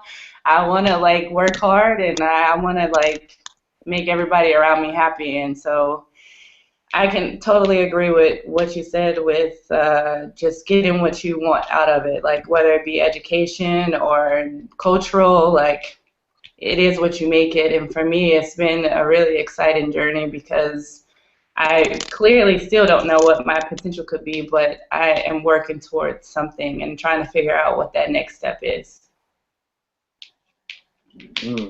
Thanks so much, Ari and Greg and everyone else that spoke on that. I really want to just go after a few questions really fast that Anna had asked me by message. She was trying to interview people. And just anyone who wants to chime in, I'm throwing out 3 questions that she asked, and just try and keep it under 30 seconds. We're going to wrap up, give everyone some way to stay in touch with us all, whether it's via, Facebook, Twitter, email, whatever, and then say goodbye. So she asks, how much public attention do university sports get in America? How important is it for college players to have good grades? And what percentage of college athletes continue playing pro after graduation? I'll take that last one and just say that not a lot, actually. America is the largest exporter of professional players, next to Brazil and then Serbia, which is wild because we're so small. But yeah, we really don't have that many athletes, especially from the male side. But from female sports, volleyball speaking, I would say probably 5% of all NCAA, so college, NAIA, all these sports, like 5% of them maybe go play pro at some level, semi-pro or professional. Does anybody else want to take on the other questions about how much attention the sports get, or how important good grades are? Well, I'll actually take those for guys volleyball and NCAA in the U.S. because guys volleyball in the U.S. really isn't very big. Like there's, I want to say maybe 50 to 60 NCAA D1, D2 men's programs that we even have that compete, and then there's a bunch of D3 schools. But for us, I mean, the grades at my school specifically were really important. We actually, because there's I think it's like a 1.5 is what you're technically supposed to have to be able to play, and our coach actually made it to, I think he had it as like a 2.5, is if you were anywhere below that, you weren't allowed to practice, you weren't on the team at that time, and you had academic problems. You were on academic probation from the team. So the grades for us was a huge thing. Just at our school. I don't know how a lot of other schools did it, but that's how we did it at Lewis. And then for the publication, we didn't really get a whole lot. I think it was really my freshman and sophomore year. It was my junior year that we really got a lot, because it was Lewis and Loyola were 2 of the top teams in the country at that time. We played them in the national championship last year, and that was really the time that we actually got a lot more. There's not a lot of publication. There's one guy that does every publication for men's volleyball, and other than that, there's not a whole lot. I'd say I think we got the national championship is on ESPN3, and that's about as much televised games as we got. So that's for guys volleyball. Yeah, I think it depends. Like Therese was talking, I also went to the University of Hawaii, and because of the fact that we didn't have pro sports on the island, so it was the main draw for people to come and see, whether it was football, basketball, volleyball, soccer, softball, whatever it is. The stadiums would be full. They're very much, and any of you guys that have played at the Stan Sheriff Center, you know that the crowd there really just enjoys the sport. It's not like there's a lot of places you'll go and the fans will cheer for their home team. Whereas I think in Hawaii, they were really respectful of the game in general, and they would welcome and cheer for both sides. They just really, really genuinely loved watching the athletes perform. So that's, I think we're on a little bit of a different level. But I think over the years, with whether it's through social media, whether it's through the broadcasting, they've had contact, each conference, that's what I was looking for, each conference has some sort of media contract where they'll be covered, whether it's through a web broadcast, through a TV outlet, whatever it is, and they'll cover maybe 1 or 2 games a week. I think that's grown since I played. I don't think they had that outlet as readily available as they do now. But I think it does depend on whether it's the school, the community of the school, the level, the conference that they're in, the competition that they're in. I think those all kind of play a part as far as for women's volleyball, how it's covered, how how much it's followed, and that kind of stuff. As far as the grades, I know there's a standard that the NC2A holds, like Greg was saying, whether it's 1.9 or 2.5 for the coach.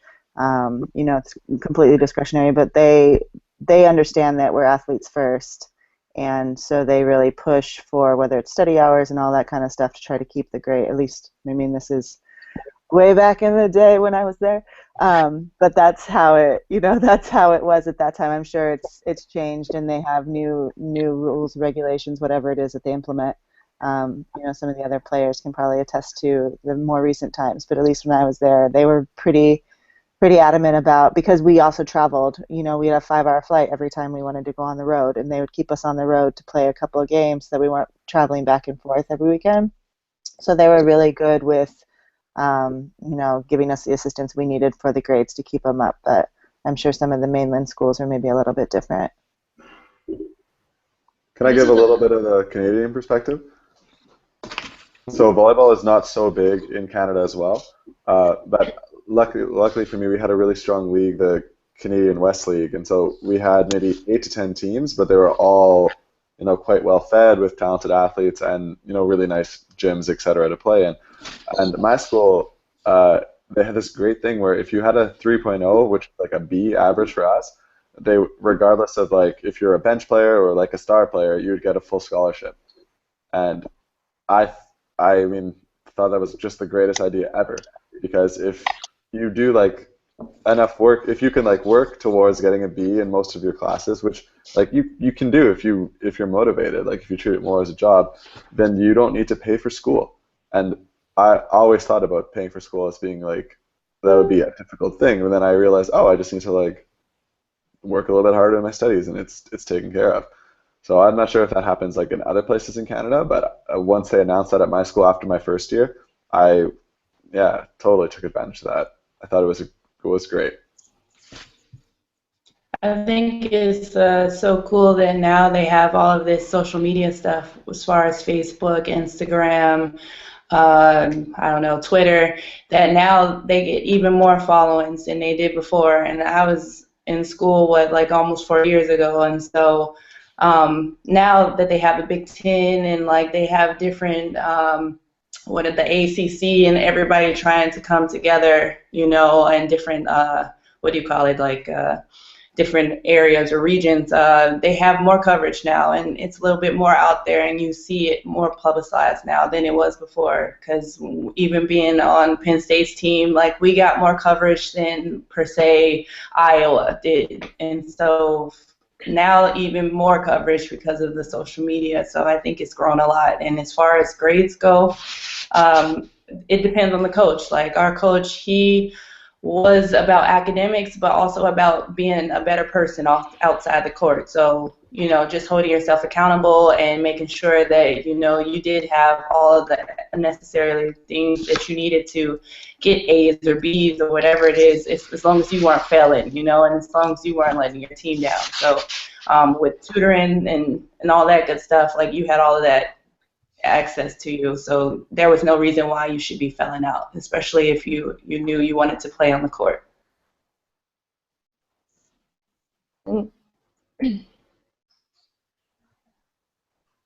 Your mic is We on can't mute. hear you, Ryan. Oops.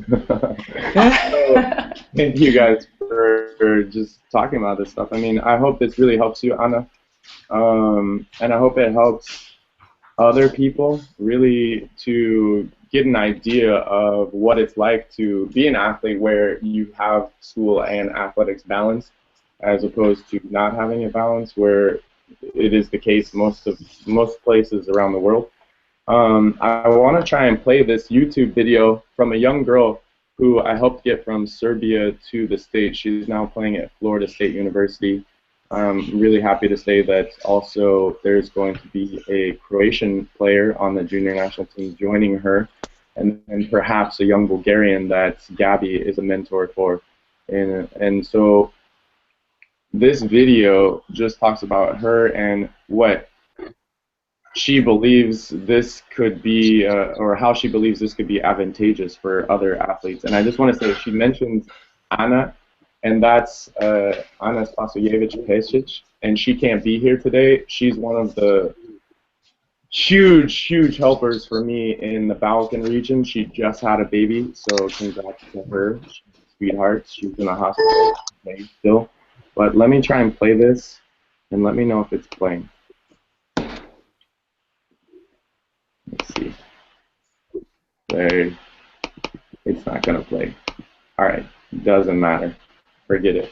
So here's what I want to do. I want to go over just what we talked about really quick. I'm going to put the link for that in the links for this whole live broadcast so people can see it later and click on it. But ways to keep yourself, basically educate yourself, stay smart. Find rituals. Find things that work for you every day. There's a lot of examples like breathing exercises, meditating, journaling, keeping social, having visitors, going outside of yourself and trying to make friends, learning the language. That's a great way to connect with people. But stepping outside of yourself is really the theme in terms of gaining that exposure and that education in, let's say, life. Get mentors in your life. The better quality, the better it's going to be for you. There's some resources that you should check out. Duolingo, so DUOLINGO.com. I'll put that in the link. KhanAcademy.org, fantastic educational resource for young student athletes. Everything's free on there. If you want to study for test prep like SATs, things like that, you can go on there and do it. Or if you just want to learn general education things, and everything's in English with videos, and you can chat in your language, and somebody should hit you back in that language to support you. If you're looking to do online universities, there's a lot of great programs. Arizona State University has one. Penn State has one of the best ones in America. There's also other ones that are more global, like University of the People, which is a tuition-free online university, which is amazing. It's the first of its kind. They're offering degrees that actually carry some weight. So that's pretty cool. Some of their partners are like NYU, UNESCO, oh my gosh, I'm forgetting, United Nations, whatever, Microsoft, a lot of partners. And then if you're looking as a young athlete to get to America and you play any sport, I haven't dealt with any other sports, but I can tell you what, if you reach out to me or any athlete that played in the NCAA for your sport, they will be able to help direct you to how you can find a coach. And all you gotta do is get your CV together, which basically is your name, your physical stats, like how fast you are, how high you jump, whatever. And then where you played, where you went to school, what your grades were, if you took the test, the SAT, the TOEFL, which is the language exam. Put that all plus video of you playing your sport into one document. Use Google Docs because it's great. Make it public and just share that link with people. And then whenever you want to update it, that link will just, the people that have it, when they click it, they'll see the updates immediately. And you don't have to worry about going through Word docs and all this stuff. So one thing that I do want to do is let everybody say goodbye and give their last piece of advice and ways to contact you or just follow you on your journey, whatever you're doing. So whoever wants to go ahead.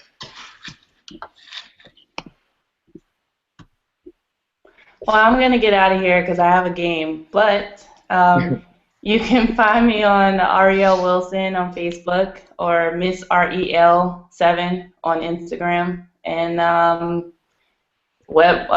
email wilson.rel7@gmail.com.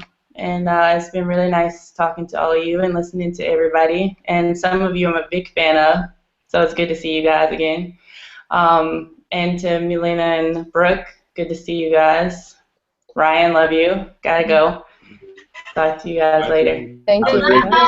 Thank you. Thank you. Bye. I'll chime in and say that I just wanted to say first and foremost, this has been a very great experience. Thank you, Ryan, for allowing me to be part of this, to have the honor to be in the presence of such amazing athletes and people. Same thing, I've admired a few of you for quite some time, so it's very awesome to have this opportunity. Contact-wise, Brooke Seaman, you can find me on Facebook, on Twitter, Instagram. It's all linked together, so if you find one, you can find the others.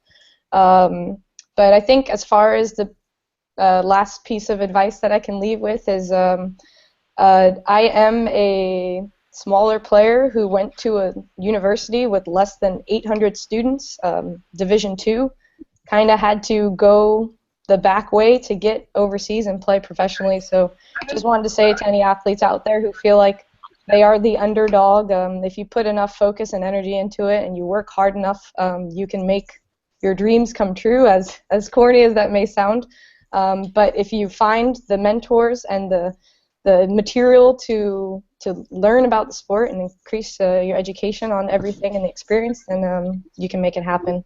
And then the next thing is, if any students who would like to play in university are nervous about balancing the education side with the athletic side, I think the biggest thing to know is that your coach, your program, anyone who brings you in to do something for them or be part of their team, your success is important to them. So if you do struggle with the academic side of it, do not be afraid to ask for help. There is a support team for you. I know my first year I struggled with the academic side of it.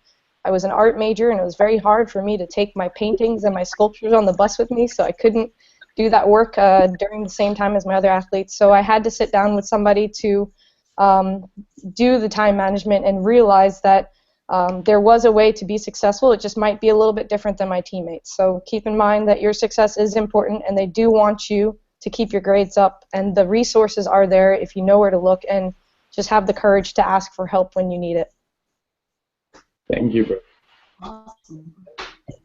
I can start by saying that it's really refreshing to have been able to connect with you all today, as it's been a roller coaster of a season for me, and as one of the younger professionals in this group, it's just nice to hear from people that have the experience. And if I can give any advice to anybody that's listening out there, is to put yourself in position to be in contact with those that can help you, that have been through those experiences, or even be in contact with people who have been through more than you, because then it kind of sheds light on, okay, is my problem really that big? Because when we were talking about the podcast that Ryan has put on, there are some people on there that had some really deep challenges, and it made me take a step outside of of my own personal issues and look, okay. And it's not good. I know you can't always compare your situation to someone else's. You should not compare, because everyone deals with their situation differently. But it's still kind of, it can be a bit of a reality check and say, okay, this person got through that. It's motivating. So just always reach out and find, again, more people that have more experience and see, what they've been through, because it's definitely motivating. And I'm looking forward to keeping in contact with all of you guys. You guys are awesome, and I can learn so much from all of you, because I respect, I respect you guys so much. And you can keep in contact with me at Melina Terrell on Facebook and on Instagram, and my email is melinausf15@gmail.com. Thank you, Melina. Ciao. And I'll jump in for this one. I just wanted to say first, actually, thanks a lot, Ryan, for inviting me to do this. We've become pretty good friends over the past couple of years and everything, and it was really nice meeting you all. Heather, nice seeing you again. But the one thing I just want to say is like an advice thing that I figured out is make sure that you always keep in touch and keep close with your family and friends. Because I had a pretty scary experience, as Heather and Ryan know. I'm just going to do a little short story. But around Christmas time, my mom sent me a message telling me that my dad was in the hospital. He had ended up going because he had some brain problems, whatever. And as soon as that happened, like my entire world kind of just like stopped. Like I was out here, I had practice that day.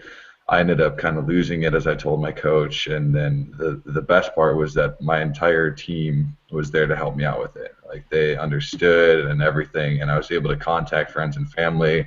I was actually able to go home for it. So just keep close with friends and family, because you never know what's going to happen, and they'll always help you through whatever your problems you have, even if it's just volleyball or off the court or whatever. So that's my advice. If anybody needs to contact me, Facebook, Greg Petty. Same thing with Instagram. Don't have a Twitter, but email is gpet0511@yahoo.com. That's pretty much all I got. Thanks, Greg. Appreciate it, brother. Thanks, Ryan. Racy, you want to go or you want me to go? Oh, sorry, you already got your big picture up there. Go. Oh, funny. Sorry, I'm dropping my computer on my legs. Okay, so for me, I think one thing for athletes out there that are going through their journey, whether it's professional, whether it's just starting off, whether it's, the initial dream, I think in athletics, there's two different ways to kind of view things. You can either be a result-oriented athlete or you can be a process-oriented athlete. Mm-hmm. And we talk about it a lot, or we did talk about it a lot with the national team. You always have your goals. You always have your big goals. You always have your small goals that you can work on daily. But so the results are always going to be there, and they will be what they will be by the end of the process. But we always like to focus on the process because that's where the fun happens. That's where the change happens. That's where the challenge, that's where the growth happens. It's not, I want to be, obviously with the national team, it's a 4-year commitment. You have the dream of making through the quadrennial and earning an Olympic gold medal. So the result is the gold medal. But yet there's so much that you're going to miss if you only keep your eye on that gold medal.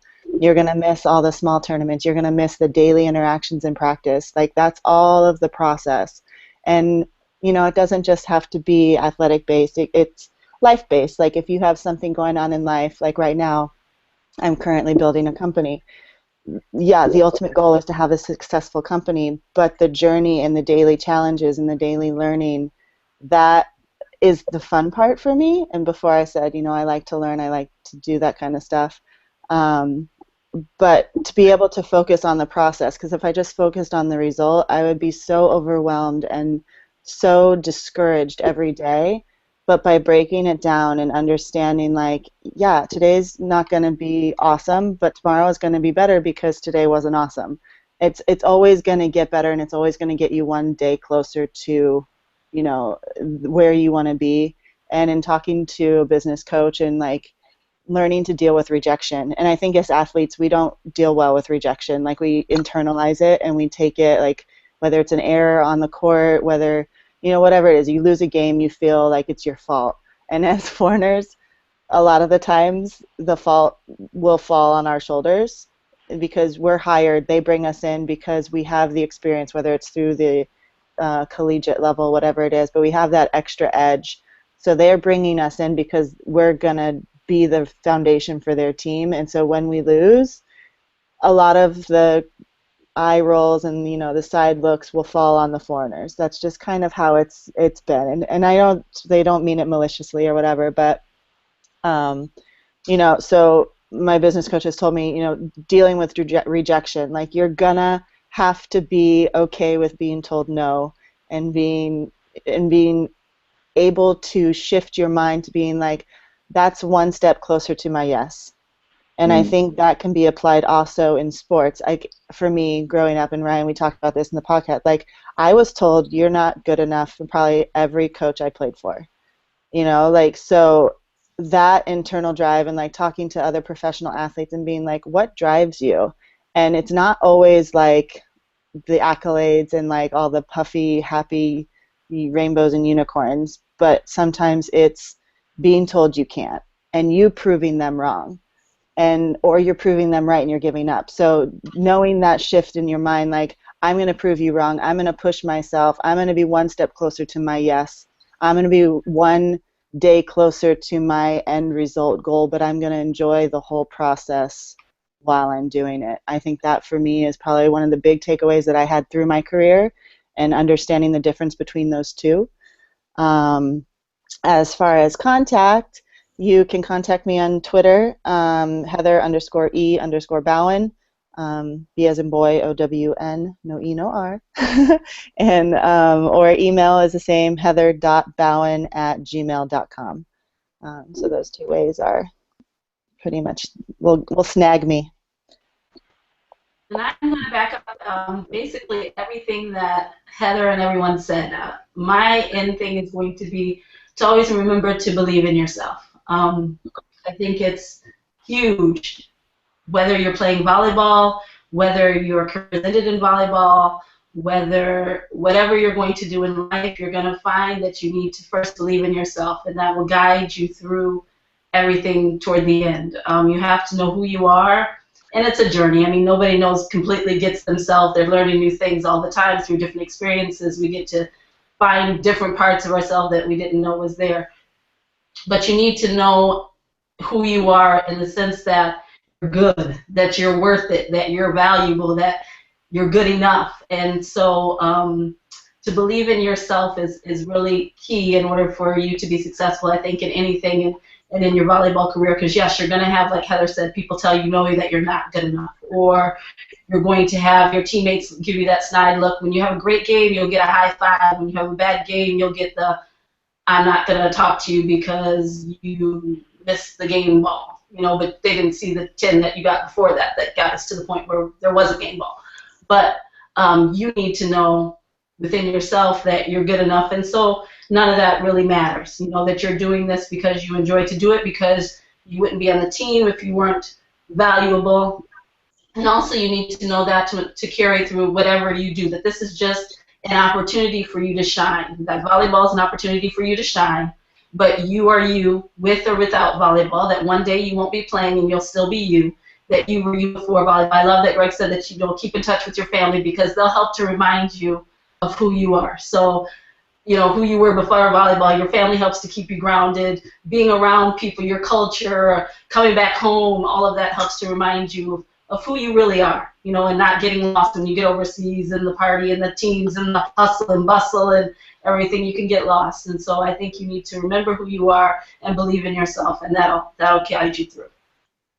And contact me. Ooh, terrible at my email, awful at my phone, but I do check Facebook.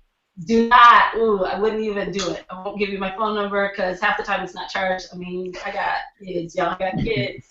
I got two kids and a husband. So Facebook I'm good at. I check Facebook regularly because that's the only way I get to have interaction. Usually on the toilet. No, I'm just kidding. But I check Facebook, please. I love it. And I would love to. I live for encouraging people. I love for cheering people on. If you have any questions or if you just need to say, is this normal? I'll tell you. You're normal. Good job. Come on, you can do it. I love to do it. So contact me on Facebook and I'll hit you up. Thank you, Reese. Anyone else left? Melina? She went. She's gone. All right, let me play. Brooke, did you go? Yep. Okay, let me play this from Anna. Only a tiny bit, sweetheart. You can't really hear. It's like. Hold on. First of all, it was a great experience to talk to all of you. I mean, you're such a good people and athletes and etc. It was really amazing experience for me. So thank you for this. Anyone who has any question or needs help for anything can contact me on Facebook. It's Anna Tomic. What I would like to say is, well, I'd like to send a message to all young athletes who want to become pros and tell them that everything is possible, especially after all these stories we could hear today. So go ahead. Choose a goal and go get it. Thank you, Anna. Melina? Oh, you go? Okay, sweet. All right, so what I want to do is say thank you to you all, especially Therese for getting on, and I know you have the babies, and oh man, your life is wild, and you balance it, and it's incredible. Heather, thank you so much. Melina, as always, and we'll catch up about what's going on. Greg, I'll see you soon. Thank you. Brooke, you're awesome. Love it. Thank you for dropping the mentions about Beyond Athletic. And Anna, especially for the questions and prompting this whole talk. So just what I want to leave you with is further yourself every day. I wrote down some notes. Set up written goals that touch on the foundations of health.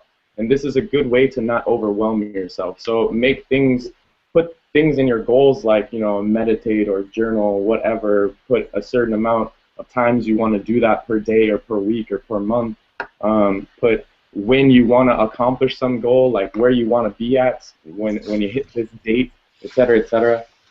Listen to Beyond Athletic. Go to beyondathletic.com. Listen to podcasts from athletes that talk about tons of things that Melina has written up the show notes for that. She did a fantastic job. Therese, you're going to be on that soon. Can't wait. Heather was already on. We've had some great athletes on. Anya Spasievich, who can't be here, the one I was talking about, just had a baby also. So, Therese, you got to reach out to her. She's going to have some questions.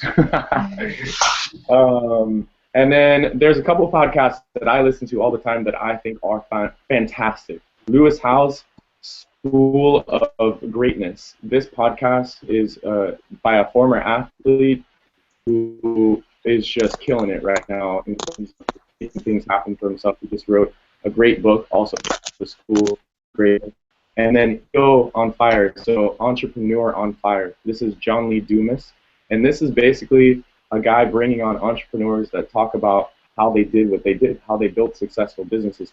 And I think all athletes have the foundation to become incredible entrepreneurs, and you wouldn't see what's happening with, for instance, the U.S. is making a strong push towards people learning how to create their own businesses and create things for themselves instead of becoming, sheep in line and just lining up to get this paycheck and working for someone else's dream, building their dreams.